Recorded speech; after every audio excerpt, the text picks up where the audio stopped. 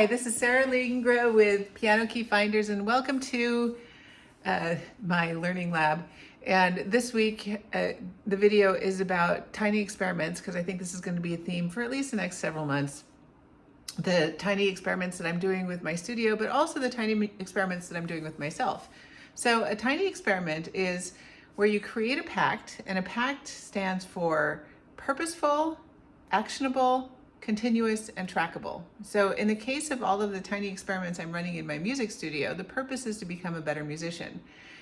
Actionable means it has to be something that you physically do. Continuous, it's over a period of time. So I'm using these in lieu of assignment sheets because I don't like assignment sheets.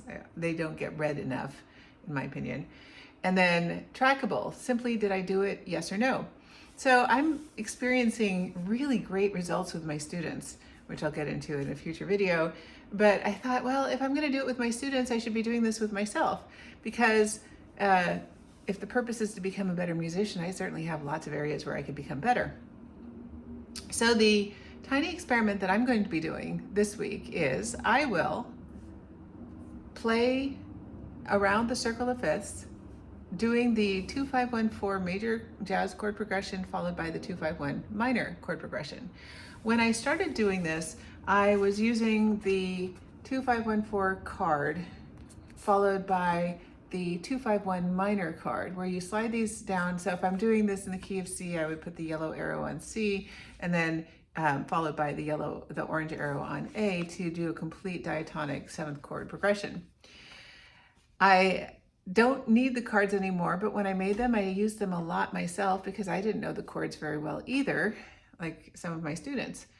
So now when I'm doing the chord progression, I can go around the circle fairly easily and consistently, though I get lost in the middle a little bit if I get distracted. So now what I'm doing is playing the chords, but saying or thinking of the names as I'm playing through them, or arpeggiating the passages, or doing slight modifications so that I'm cementing it more. And the more that I say the name of the chord, so for example, if I'm in C major, it's a D minor 7, followed by a G7, followed by a C major 7, followed by an F major 7. So that's 2-5-1-4, the second note of the scale in the key of C, followed by the 5th note of the scale, followed by the C chord, followed by an F chord, which is the 1 and the 4.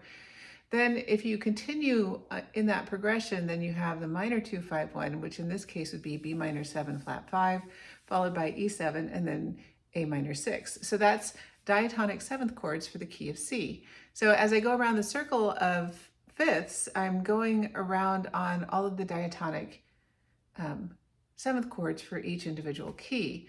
And the more you do this, the more you start connecting those kinds of chords into pretty much every piece that either myself or my students are playing.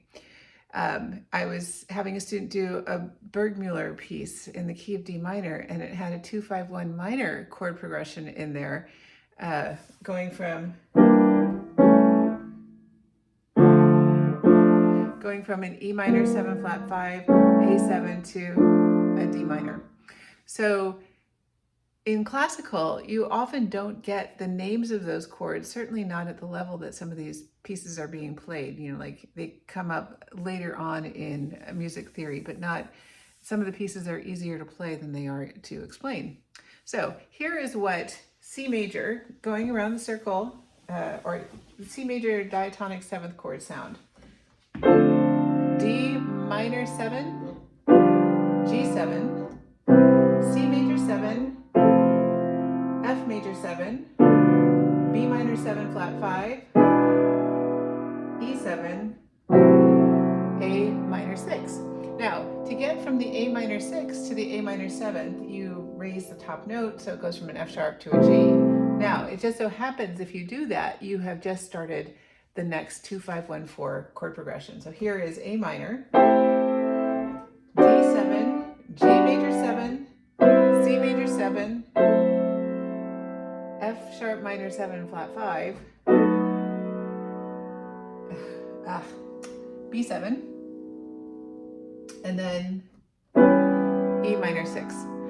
So as I've been going around the circle in that, I get confused sometimes on the minor 6 chord because I know where my fingers are supposed to go, but sometimes my brain and my hands disconnect. And so the way I've been conceptualizing it is that if I'm in the key of C, the A is where I end, the A minor 6.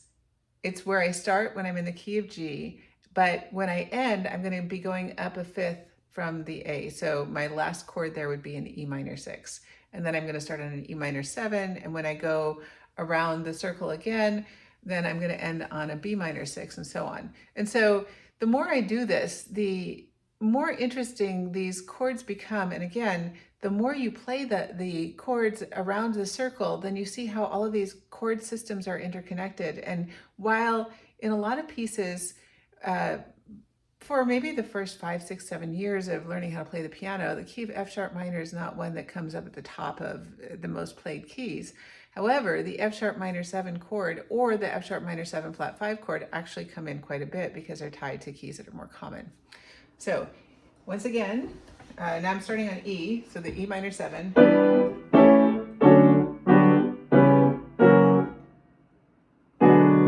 my B minor 6. So then I'm going to start on the B minor 7.